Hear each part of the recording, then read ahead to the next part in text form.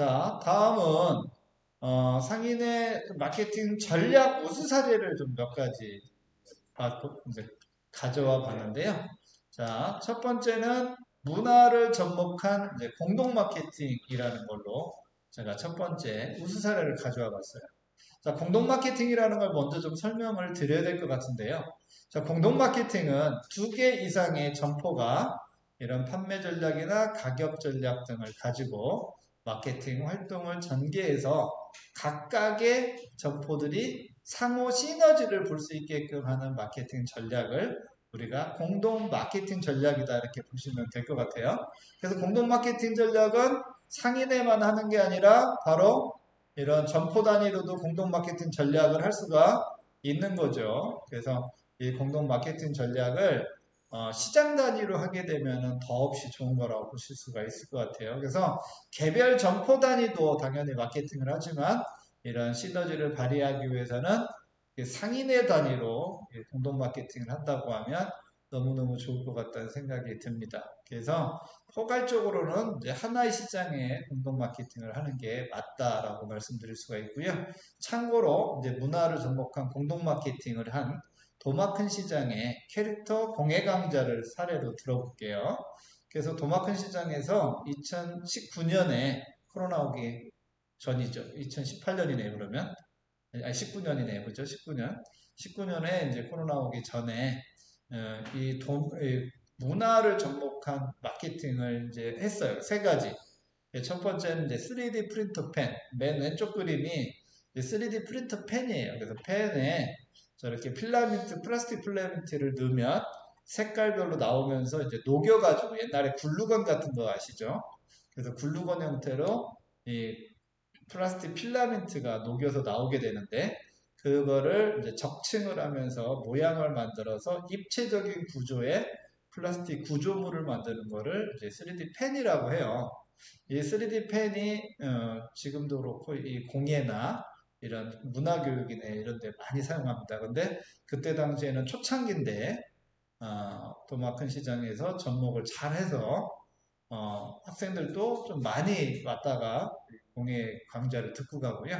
학생뿐만 아니라 어린이뿐만 아니라 부모님들하고 같이 공예 강좌를 운영을 하면서 참여를 하면서 이 도마큰 시장의 이미지가 좋아졌던 그런 사례고요. 그다음에 가운데는 비누 공예입니다. 비누 공예. 그래서 도마큰 시장의 캐릭터가 도마뱀이에요. 도마뱀. 그래서 도마뱀을 이제 캐릭터로 만들어서 비누 공예를 이제 했던 그런 케이스고요. 그 다음에 오른쪽 것도 3D 펜이네요. 그래서 여기에 이제 세 가지의 이런 문화를 접목한 그 강좌를 진행을 했었어요. 그래서 도마큰 시장에 인근 주민들이 많이 참여를 했던 그런 사례를 좀 보여드렸고요. 두 번째는 이제 공동 마케팅 중에 소상공인의 이제 브랜드를 이제 체인화하는 단계가 좀 필요할 것 같은 생각이 듭니다. 이제 브랜드 개발은 꽤 많이 이제 하셨죠. 그래서 브랜드 개발을 하셨는데 그 브랜드를 잘 쓰는 데는 또 많지 않아요. 이 시장에서.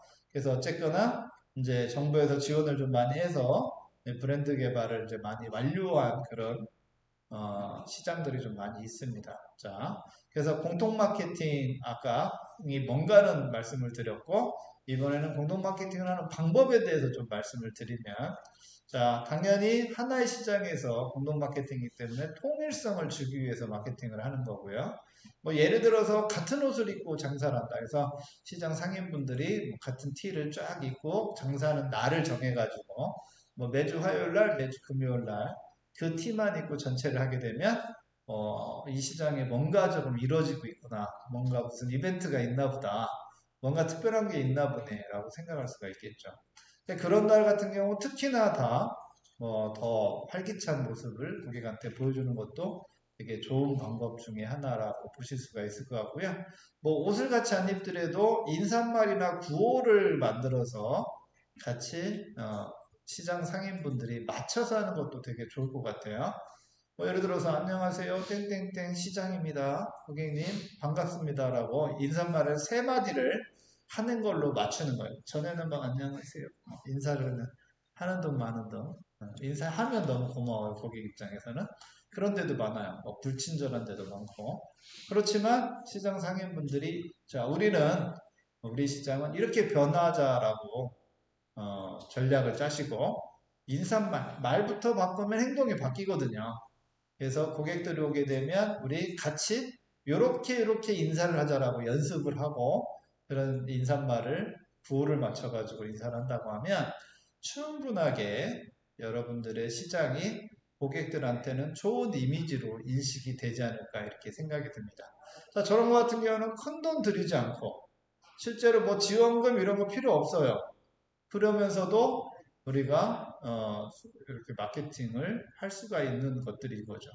자, 그 다음에 같은 브랜드를 가지고 통일된 상표를 지속적으로 홍보를 하면 우리가 공동 마케팅인데, 같은 브랜드에서 우리가 이제 바로 브랜드 체인화라는 얘기가 나오는데, 그 브랜드 체인화를 얘기를 한번 드려볼게요. 그래서 공동 브랜드 뭐 이렇게 표현할 수가 있을 것 같아요.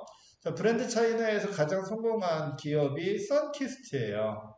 그래서 미국의 오렌지 농장들이 그때 당시에는 약간 상품의 품질 미달 제품들이 좀 많았는데, 그거를 좀 어떻게 처리를 할까에 대한 고민을 하면서 이거를 해결할 방법을 찾자라고 해서, 그때 당시에는 이제 선키스트라고 하는 브랜드를 만들어 가지고 그거를 이제 주스화를 시킨 거니까 상품이 떨어지는 거니까 원물 상태로 팔기는 어렵고, 그거를 그래서 착즙을 해서 주스로 팔자라고 상품 개발한 거예요. 그러니까 여기도 마찬가지로 기술 개발이 들어간 거예요. 어떤 기술이요? 착즙 기술. 그 다음에 포장 기술. 그러니까 보관해서 팔아야 되기 때문에 제품의 품질에 나쁜 영향을 미치면 안 되겠죠. 그렇기 때문에 이제 착즙과 이런 보관 기술들을 가지고 이제 개발을 해본 거죠. 개발해서 실질적으로 이제 성공을 했어요. 그래서 선키스트는 77개국에 이 제품이 판매가 되고 있고요. 700여 개의 품목들을 지금 판매하고 있다고 합니다. 그렇지만 모든 생산자들이 본인의 생산 출하물이 모두 다 선키스트라는 브랜드로 판매하지는 않는다고 해요. 출하물 중에 불과 12.5%만 선키스트 상표가 부착이 돼서 나간다고 해요. 그러니까 내가 만든 이런 생산물들이 모두 다 공동 브랜드를 쓰는 게 아니라 일부만 쓴다는 의미인 거예요. 그래서 일부는 뭐 자체 브랜드나 아니면 브랜드 없이 나갈 수도 있는 거죠. 그래서 이 선키스트는 세계에서 가장 오래된 성공적인 공동 브랜드로 인정을 받고 있다라고 보시면 될 것 같고요. 사실은 뭐 우리 소상공인은 아니지만 소공인에서 이런 브랜드를 만드는 작업들은 사실은 많이 했습니다. 그죠? 그래서 성공한 데도 사실 많이 있고요. 성공했다가 조금 이제 어려운 데도 많이 또 있고요. 그래서 여러분들의 상인회에서는 상인회의 어떤 공동 브랜드를 만들어서 이업종 내지는 이제 동업종끼리 이런 시너지를 만드는 작업을 했으면 좋겠습니다. 자, 그 다음에 우수 사례 하나 이제 제가 검색을 해봤더니요. 그, 젊음의 거리라고 하는 데를 이제 상인회가 주관해서 만든 거더라고요. 그래서 울산의 태화강 옆에 있는 이제 뭐 시장인가 봐요. 제가 검색을 했더니 시장 이름은 안 나오는데, 그 태화강 옆에 있는 시장인데, 그 울산 태화강 옆에 체육공원에서 이렇게 워터버블 페스티벌을 이제 했나 봐요. 그래서 2017년, 18년 이렇게 워터버블 페스티벌을 했는데, 소상공인시장진흥공단에서 이 공동 마케팅을 추진한 공동 마케팅 지원 사업을 했는데, 그 지원 사업으로 돈을 받아가지고 이제 마케팅을 한 거예요. 그러다 보니까 이렇게 그 사람들이 많이 몰리고, 또 그 태화강 옆에 있는 그 시장도 같이 이제 홍보가 되더라 이거예요. 그래서 공동 마케팅 지원 사업의 우수 사업으로 소상공인 시장진흥공단에 2017년, 2018년 2년 연속으로 우수 사례로 선정이 됐길래 제가 자료를 찾아보다 보니 이런 자료들이 있어서 좀 말씀을 좀 드렸습니다. 자, 그 다음에 2018년에 공동 마케팅 지원 우수 사례 시장들이 1번부터 20번까지 이렇게 나왔는데, 대전에는 이제 그 중앙로, 대전 여기 있죠. 대전 태평전통시장이네요. 대전에는 이제 태평전통시장하고 그다음에 중앙로 지하 상가 상점가 이렇게 두 군데가 선정이 됐네요. 그래서 전체 20개 안에 들었으니까 그래도 많이 들어간 거라고 보시면 될 것 같아요. 부산 2개, 서울도 3개 정도밖에 안 되네요.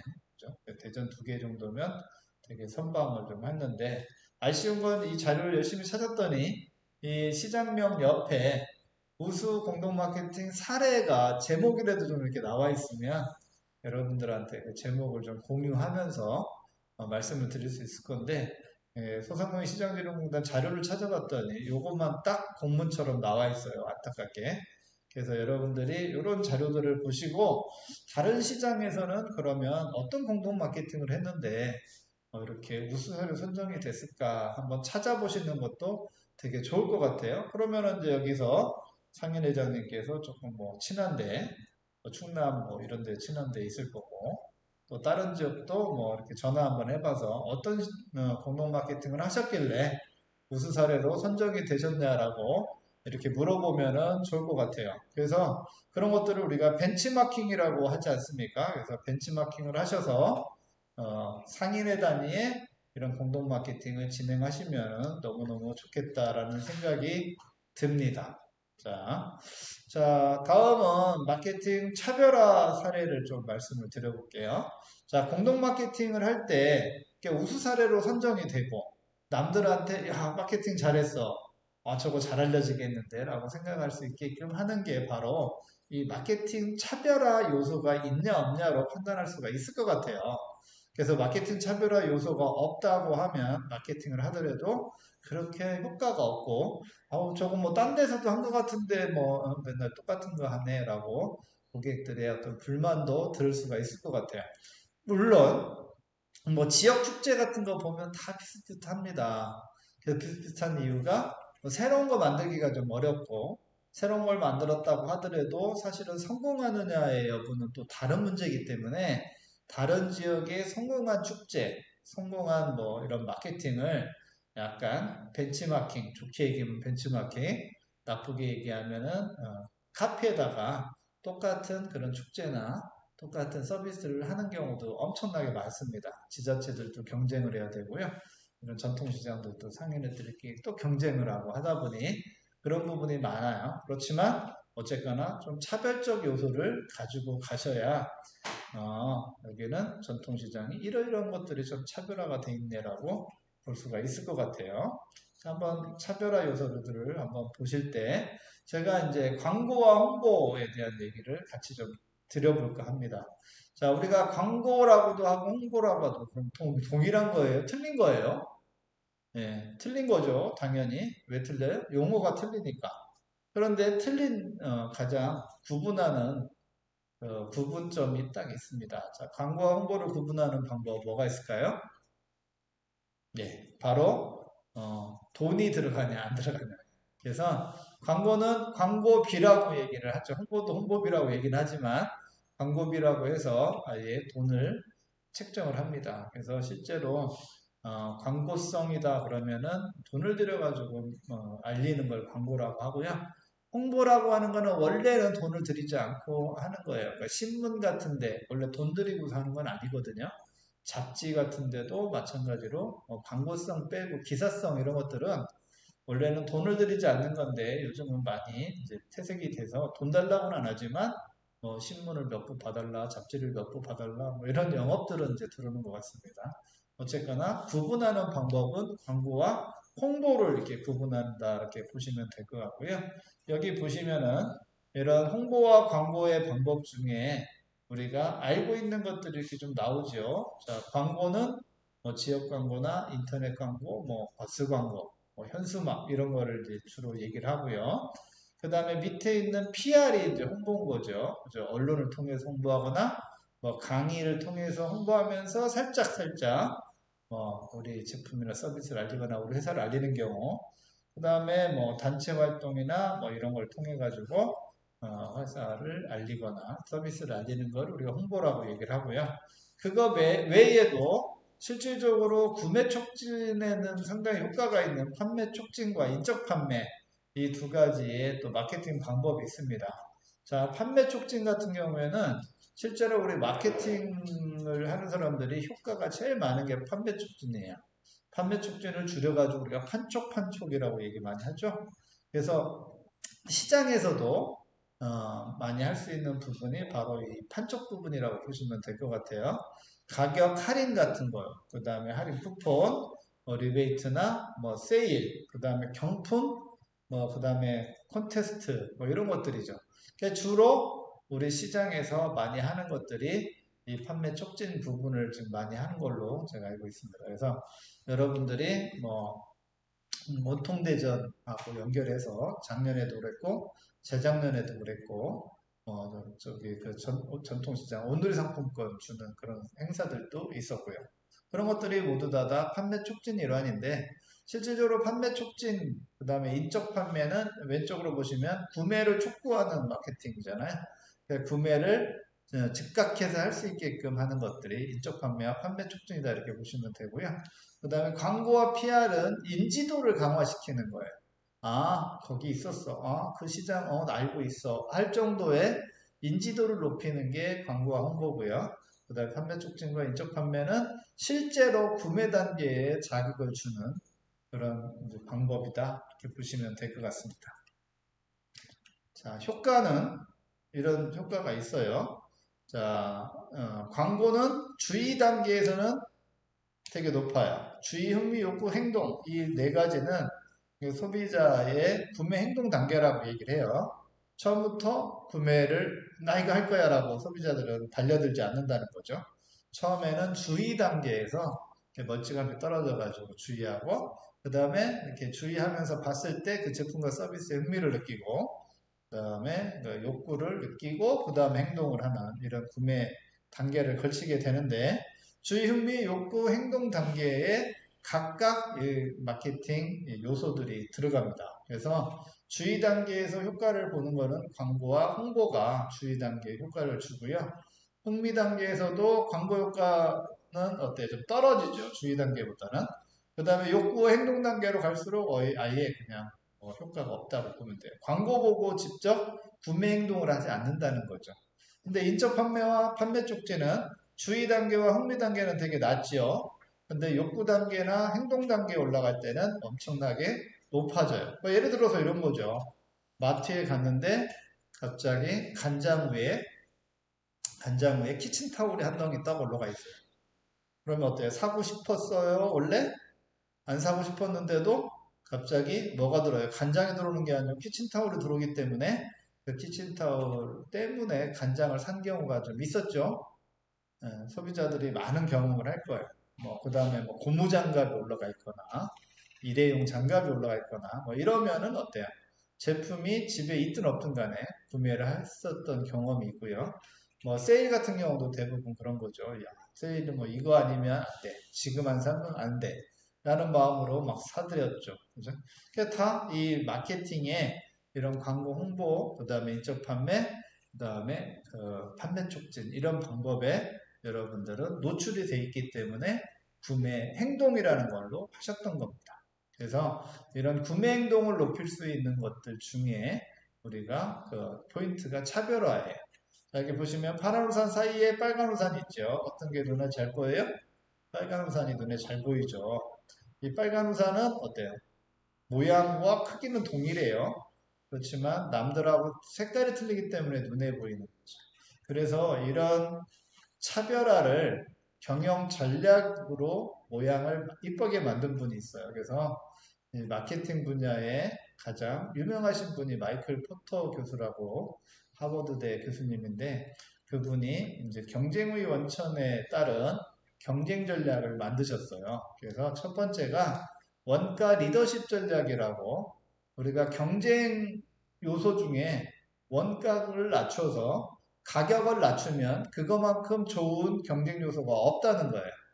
가격만큼 좋은 마케팅은 없습니다. 이렇게 누가 제가 주유소에 써붙인 거 봤거든요. 예.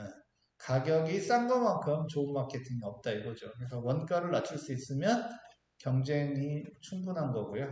그 다음에 차별화 집중한데 제가 말씀드릴 거는 차별화죠. 자, 그래서 이것도 마찬가지예요. 제가 대기업 사례 몇 개 놓고 지금 전통시장 사례를 놨는데 이렇게 다이슨의 날개 없는 선풍기를 놓고 봤어요.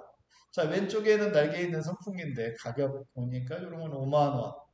비싸봐야 한 10만 원 정도밖에 안 되는데 이런 기술의 어떤 차별화를 통해 가지고 이렇게 안전하고 그 다음에 이렇게 디자인적으로도 아주 감각이 있는 저런 사일런트 다이슨 선풍기를 만드는 거죠. 저런 것들은 한 60만 원 이렇게 해요.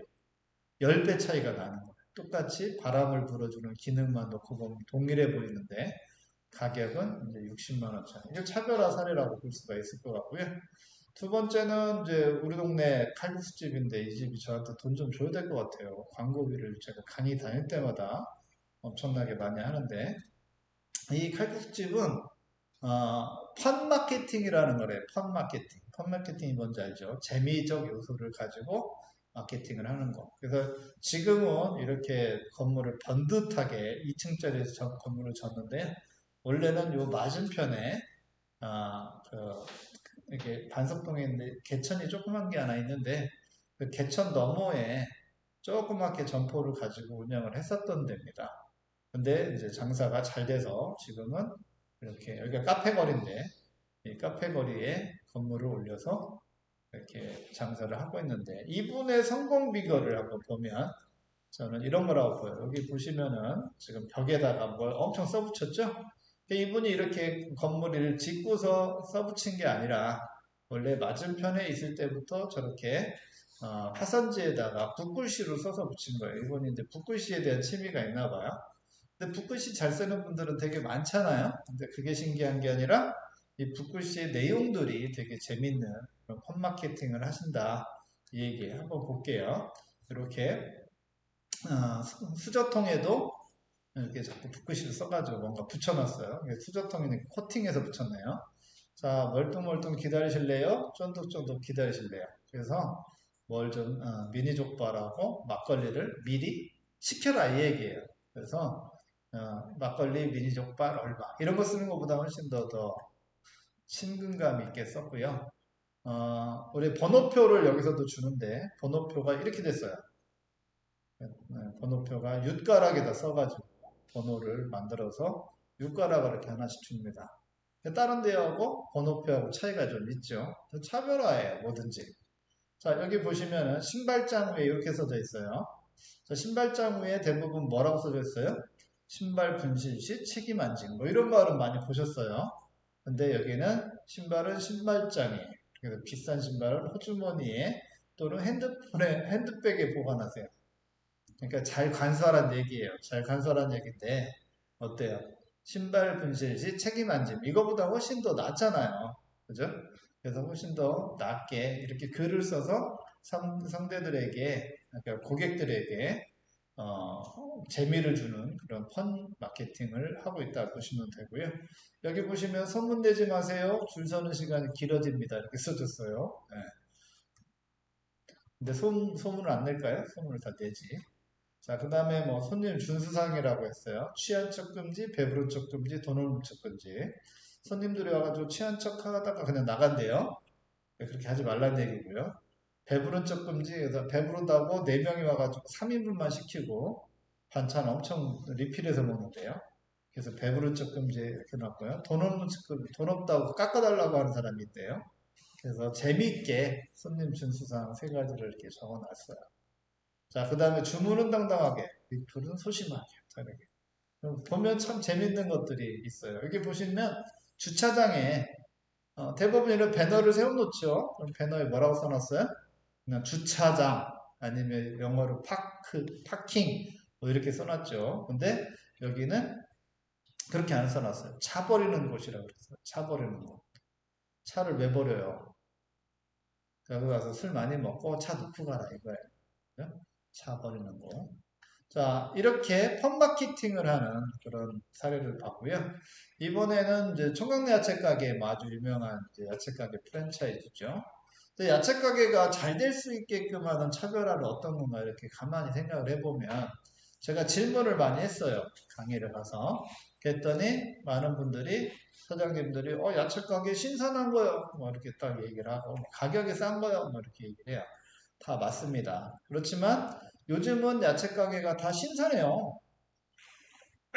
전부 다 냉장고도 있고 요즘 뭐 일일 배송, 뭐 2일 배송 뭐 다 되기 때문에.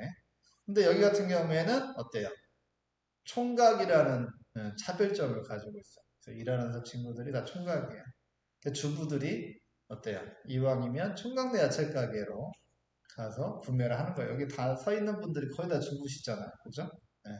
그래서 제목 하나, 이렇게 상호 하나 짓는 것도 사실은 이제 차별점이다. 이렇게 보시면 될 것 같습니다. 자, 이렇게 제가 한 50분에 걸쳐서 2시간을 진행을 했습니다. 자, 여러분들, 상인의 단위의 마케팅 할 수 있는 부분들을 좀 말씀을 드렸었죠. 그래서 아마 오늘 강의가 또 여러분들에게 또 많은 도움이 되지 않았을까 이렇게 생각이 들고요. 어차피 같이 고민을 많이 하셔야 될 것 같습니다. 다른 데 벤치마킹 하시고 또 우리 상인의 어떤 특색을 잘 살려서 우리 상인에 맞는 마케팅을 고민하셔서 활용을 하신다고 하면 성공적인 상인의 운영이 될 것 같습니다. 이상 마치겠습니다. 수고 많으셨습니다.